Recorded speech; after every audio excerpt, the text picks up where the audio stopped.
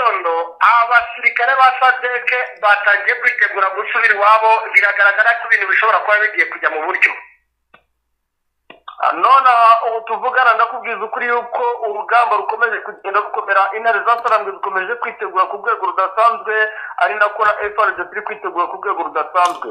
Ni amakuru mashya agezweho mu gitondo cya kare kuri uyu wa gatanu, ni ku itariki ya 7 Gashyantare 2025. Ingabo za sadeke zamaze guhaburwa n'ibimaze iminsi bigaragara mu burasirazuba bwa Repubulika Iharanira Demokarasi ya Kongo, aho bwana majwi anaza kutubwira ko benshi mu basirikare basamiye DRC bavuga ko uzagira Imana agataha atazongera guhirahira kugira gute. Baravuga yuko uzabasha gutaha rwose atazongera guhirahira agaruka kurwanya intare zasarangwe kuko ngo babonye isomo bwana Riyo. Ni mu gihe kandi bwana Karemba Aimable aza kutubwira ko Generali Pacifique uyu ni umunyamurenge akomeje gutegura urugamba rukomeye. Uyu ni Masunzu aho ari gufata imitwe itandukanye y'amamayimayi ndetse na FARDC akayohereza ku rugamba, ariko bwana Karemba Aimable aratubwira ko ikijyanye n'inzara bimeze gute. Ahangaha ndagira ngo ubwire ukuri yuko igisirikare cya Repubulika ya Kongo FARDC bikiri ikibazo gikomeye cyane ku ruhande rw'igisirikare cya FARDC, bitewe n'uko ibikorwa byose bizana imbaraga ku ruhande rwa FARDC haracyarimo icyuho gikomeye, kuko abasirikare benshi baracyari gushinjwa kunyereza bimwe mu bikoresho ndetse n'ibiribwa bifatishwa ku mirongo y'imbere ku rugamba. Biravugwa ko kuri ubu ngubu abasirikare bayoboye urugamba ku ruhande rwa FARDC ibyo kurya byo mu bigo bya gisirikare babigurisha abaturage bakibonera amafaranga. Iro ni paji ikomeye y'amakuru inshuti bavandimwe tugiye kugarukaho, turabyumva mu buryo burambuye, twumve uburyo urugamba ruri kwitegurwa, turababwira uburyo abasirikare basamiye DRC bakuye ikimwaro gikomeye mu burasirazuba bwa Kongo, turaza kandi kubabwira ibijyanye n'imyiteguro FARDC ikomeje gukora, kandi turaza kubabwira nuko intare zikomeje ibikorwa bitandukanye.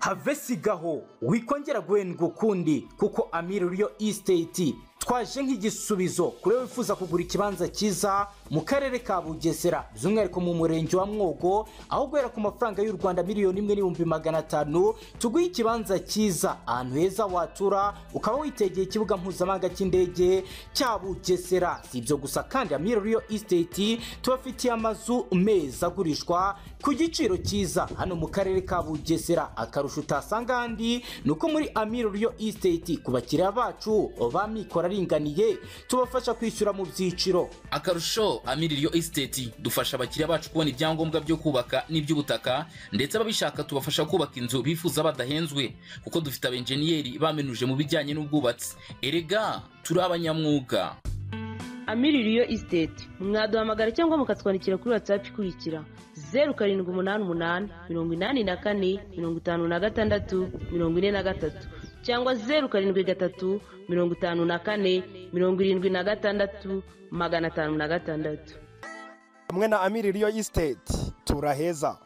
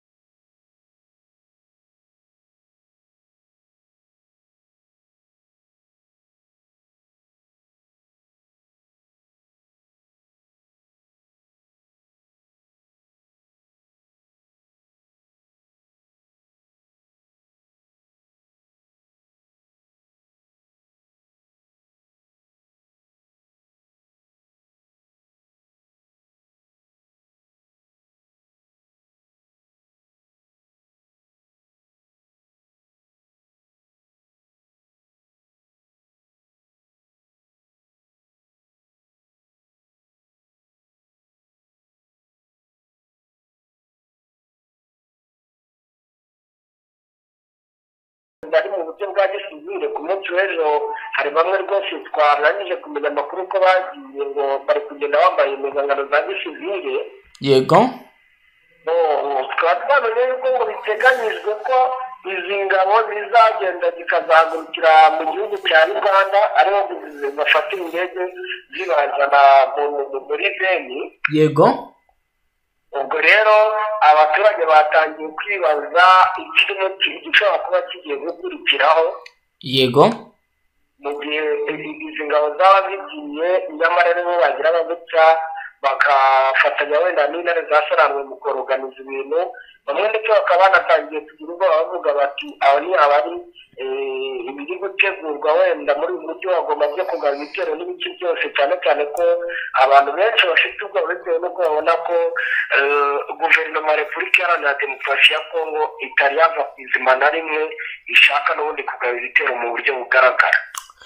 Yego, nibyo rero bwana Marsh Kone, ndagira ngo dukomeze page y'amakuru yacu turebe n'ubundi bindi biri gutangazwa. Aho kugeza ubu amakuru akomeye akomeje kugenda avugwa niko guverinoma ya Repubulika Iharanira Demokarasi ya Kongo yahagaritse imbuga nkoranyambaga zirimo X, TikTok ndetse na programu ya Google Play Store, kimwe mu ntwaro zo guhangana n'amakuru avugwa ku ntambara yo mu burasirazuba bw'iki gihugu.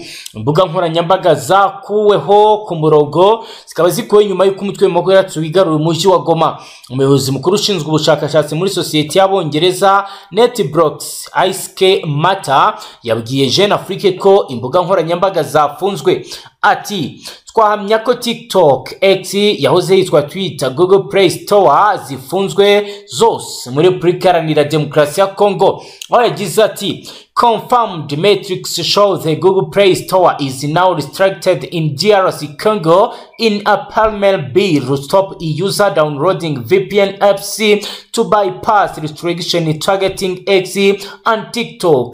The incident comes amid unrest, the banning of embassies and the rebel occupation in the eastern DRC. Aho rero yashyizeho urutonde ruguko ibintu bimeze, agaragaza ko ibintu byahise bihagarara. NetBlocks ku itariki ya 3 Gashyantare 2025 yanditse kuri X ko kubuza abaturage gukoresha Google Play Store bishobora kuba bigamije gutambamira abashaka gushyira VPN cyangwa se Virtual Private Network mu bikoresho byabo by'ikoranabuhanga. Abaharanira uburenganzira bwa muntu batangazwe iki cyemezo kibangamira uburenganzira bwo gutanga ibitekerezo no kubona amakuru biteganywa n'ingingo ya 23 z'itegeko nshinga. Jeune Afrique yagerageje kuvugisha Minisitiri w'itangazamakuru kaba n'umuvugizi wa guverinoma bwana Patrick Muyaya, kaba n'umuyobozi w'inama nkuru ishinzwe ibitangazamakuru by'amajwi ndetse n'amashusho n'itumanaho.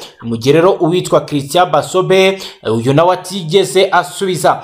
Minisitiri w'umutekano w'igihugu Jackman Shabani ubwo yari mu kiganiro n'abanyamakuru ku itariki ya 3 Gashyantare 2025 yavuze ko izi mbuga zavuyeho kubera ikibazo cya tekiniki. Yagize ati ndabizeza ko ibi biba byakemutse vuba na bwangu. Hari ibibazo bya tekinike byari byabayeho ariko turi kubikemura. Gufunga imbuga nkoranyambaga bikozwe mu gihe abaturage batangiye kutizera by'inzego za leta zitangaza, by'umwihariko biherereye ku byavuzwe mbere gato nyuma y'ifatwa ry'umujyi wa Goma.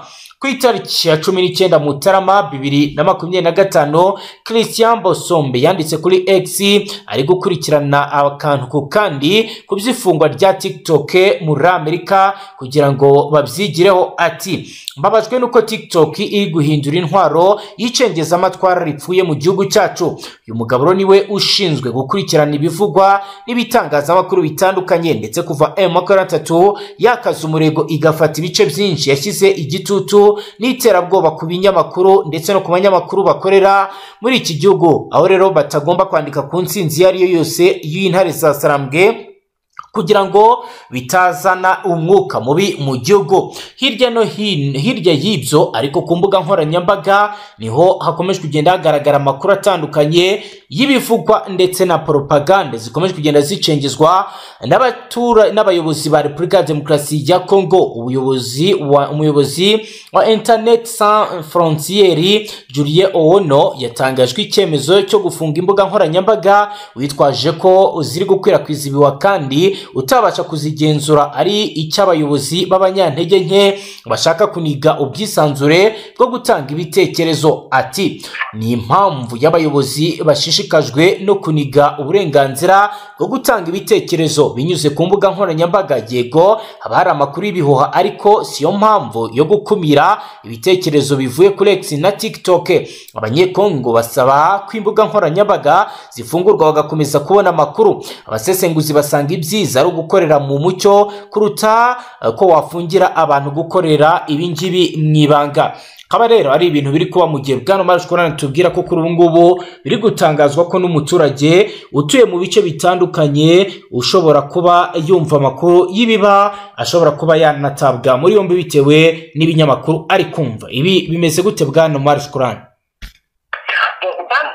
ibingibi bimusaba cyane cyane rwose nko mu bice bikiri mu gisirikare cya Congo FARDC, by'umwihariko nk'ibi bice byo muri Sud Kivu nariyo ibintu bimeze nabi, aho intare za Sarambwe ziri gusatira.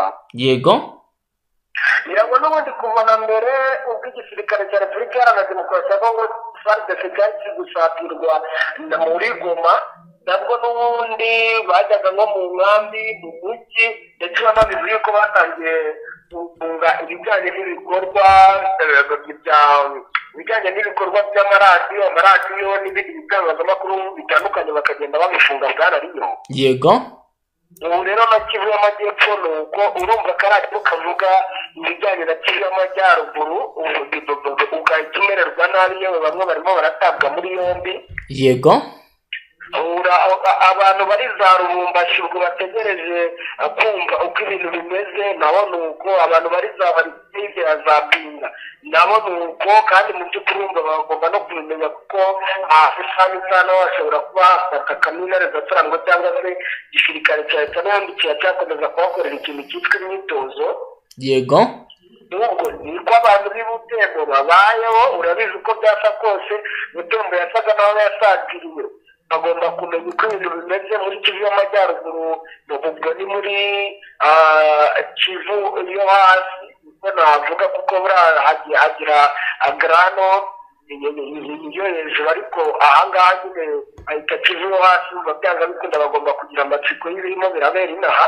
Yego rero abo bose bamerewe nabi ku rwego rwo hejuru, ku kigero cy'uko ubona yuko bamwe batangira no kujya kureba uburyo ki bahisha ayo matelefone yabo, ibyo bice byabo kugira ngo badakomeza guhohoterwa bya hato na hato. Yego Bwana Omar Shukran, kugeza ubu bikomeje kugenda bitangazwa ndetse binavugwa ko abasirikare ba Afurika y'Epfo bakomeje gutsimbarara cyane ku biri kuba ndetse n'ibikomeje kugenda bikorwa. Kugeza ubu ku bijyanye n'ubufasha bahabwaga bwo kuba babona amazi bifuzaga no gucyura imirambo, ibi byo bigeze he? Wabitubwiraho iki? Uravuga kuri izi ngabo za Afurika y'Epfo Bwana Riyo? Yego Bwana Omar Shukran.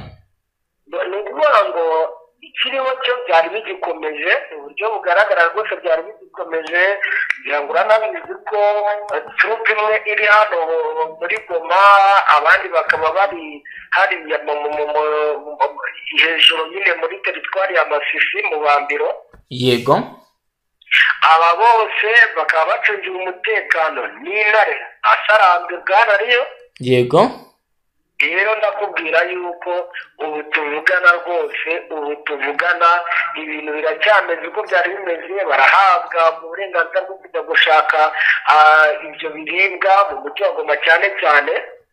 Yego bagahabwa iby'imiriro y'amashanyarazi barabibonye, dore ko byari ibibazo bikomeye cyane kuko byavuga ko imirambo yabo irimo iragenda inangirika, imirambo y'abasirikare babo. Yego ubwo rero ibishoboka bari kubibona mu makuru dufite, ibishoboka bari kubibona dore ko ikigo cyabo ni hano mu Bambiro gituranye neza n'ikigo cy'imari za Sarambwe. Rero bumva nta cyatuma badahabwa ibyo bakeneye byose mu gihe biboneka. Yego Bwana Marsh Kurani, nyakubahwa Perezida wa Repubulika y'u Rwanda Paul Kagame yatangaje amagambo akomeye mu kiganiro yagiranye na Perezida w'akanama k'ubumwe bw'ibihugu by'i Burayi Antonio Costa, aho yagaragaje ku byo baganiriyeho ndetse n'ikigiye gukorwa. Ndagira ngo unyemerere turebe ibyatangajwe kuri iyi ngingo.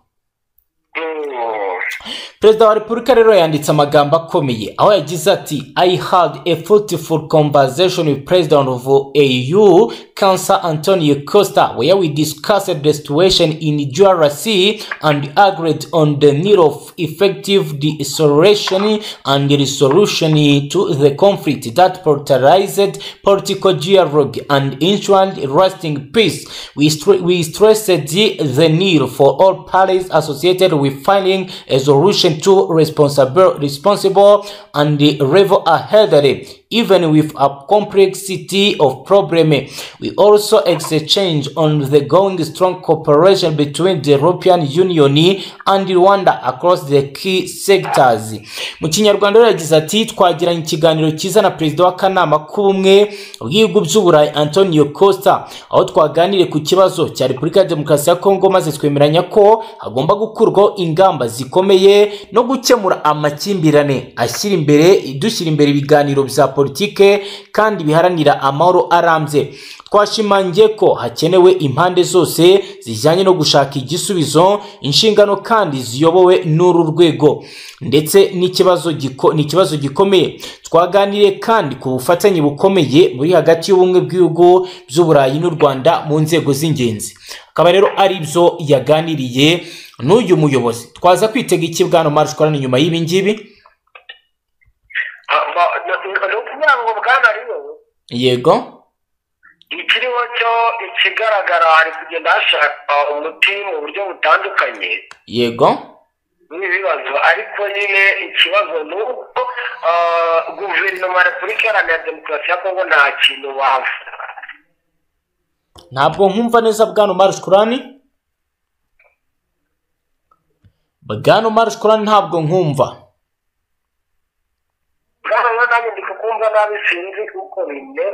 Wakomeza ubundi kukumva? Kandi mvuga ni ikigaragara ibibazo birimo biragenda bishakirwa umuti hirya hino. Abayobozi cyane mpuzamahanga ubona yuko bakubita hirya hino kugira ngo iki gihugu cyongere kigire umutekano. Yego ukabona yuko imiryango mpuzamahanga ikivuga mu buryo butandukanye, ariko nanone Repubulika Iharanira Demokarasi ya Kongo ikibazo bwana dufite ni uko ubona yuko ibiba byose nta kintu namba birimo biragenda biyibwira.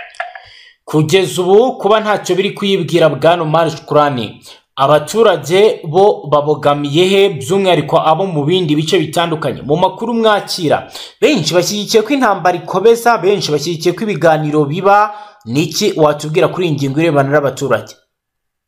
Bwana rero ugereranyije abaturage ibyo bashaka, wenda nk'hano mu mujyi wa Goma urebye imirambo y'abasirikare, imirambo y'abazalendo yakomeje kugenda igaragara ahangaha, nta muntu ushobora kwifuza intambara. N'abari mu bindi bice bitandukanye ntekereza yuko nibyo bitekerezo bafite by'uko nta ntambara bashaka, ahubwo wenda nyine bitewe n'aho umuntu ari, ntabwo umuntu aba ashobora kuvuga buri gitekerezo icyo ari cyo cyose, kubera yuko ushobora kuvuga isaha n'isaha ugasanga ahubwo bikugizeho ingaruka ku rwego rwo hejuru. Rero urumva Bwana Riyo haracyarimo ibibazo byinshi, ariko abaturage benshi barifuza kubaho mu mahoro apana kubaho mu ntambara. Bwana Riyo, mu yandi makuru Bwana Marsh Kurani, mbere ko tuza gusubira i Goma, inama y'abepiskopi gatolika muri Kongo yihanganishije abaturage ba Goma. Akaba rero abaturage navuga ko bahuye n'ibyago bikomeye, nk'uko rero bikomeje kugenda bitangazwa. ni mu ibaruwa yanditswe ku itariki ya 4 Gashyantare 2025 aho abepiskopi bo muri Kongo bagaragaje ko imirwano ikomeye hagati ya FARDC ndetse na M23 yasize uyu mutwe ufasha umucyo wa Goma yahitanye ubuzima bw'inzirakarengane ndetse inangiza imitungo myinshi y'abaturage isiga bamwe batageraho bikinga. Abepiskopi bagaragaza ko ibibazo byabaye byiyongereye ko byari bisanzwe birimo no kuba benshi batakiri mu byabo kubera iyi ntambara imaze imyaka isaga 30 muri aka gace k'uburasirazuba bwa Kongo. Abepiskopi babonereyeho kwihanganisha bagenzi babo barimo Musenyeri Wiringumbi arikepiskopi wa diocese ya Goma na Musenyeri François Xavier Mayor arikepiskopi wa diocese ya Bukavu hamwe n'abakristo bose babarizwa muri izo diocese zigize intara Kivu y'Amajyaruguru ndetse n'intara Kivu y'Amajyepfo. Muri ubutumwa kandi abepiskopi bibukije ubutumwa Papa Francis yatanze ku itariki ya 29 Mutarama 2025 asaba impande zicyamiranye guhagarika imirwano n'inzego zose gukora ibishoboka byose ngo muri aka karere hagaruke amahoro arambye. Inama y'Episkopi muri Kongo ivuga ko yifatanyije mu kababaro n'abaturage bo mu burasirazuba bwa Kongo igasaba Kristo bose gukomeza gusenga kugira ngo amahoro agaruke mu burasirazuba bwa Kongo. Bwana Marcon turi kugenda tugana ku musozo ariko mbere ko dusoza amakuru ndagira ngo duhe update kubirebana n'impunzi. Intare za Sarambwe zasabye abaturage guhunguka ndetse ku munsi w'ejo tuvugana tubwiraga ko inkambi ya Kanyarucinya yo yamaze gufungwa. Ahandi ho bizifashe gute Bwana Marcon? Bwana ryo iyi organization ikomeye mu buryo bugaragara. Yego. Ukabona ko kandi ari ibintu bifite umurongo ngenderwaho ubona yuko byateguwe rwose n'intare za Sarambwe na Alliance Fleuve Congo muri rusange. Yego. Bari rero mu ma organization mu bintu bitandukanye harimo abo biri no kuba ngombwa yuko badepraswa n'imodoka n'ubundi za Alliance Fleuve Congo. Yego. Harimo abari kubanza bagashaka amakuru y'iwabo uko bimeze noneho bakagira gutya bakajya gutanga ibyifuzo byabo mu buyobozi hirya hino mu nyine kuko bagiye banahabwa organization uko bizagenda bahabwa amanimero y'amatelefone y'abagomba kubashyigikira muri iyi gahunda. Yego. Ubwo ni ibintu ubona yuko biri kugenda bikorwa buhoro buhoro rwose ntabwo bavuga ko bifite umuvuduko wihuta cyane ariko nanone ukabona yuko intare za Sarambwe bafite gahunda ko gusubiza abaturage iwabo kandi ukabona ko ni ibintu n'ubundi abaturage nabo bari basonzeye nubwo bakomeje kumva benshi bavuga bati ahubwo nibarebe n'ukuntu bakora ibijyanye na diplomasi bive mu nzira noneho bazane n'izindi mpunzi zikomoka cyangwa ziri mu bihugu by'imahanga bikikije iki cya Repubulika Iharanira Demokarasi ya Kongo cyane cyane ko nabyo ni ibintu mu by'ukuri avuga ko abantu bahanze amaso. Yego Bwana Marcon reka dusoreza tugushimire cyane.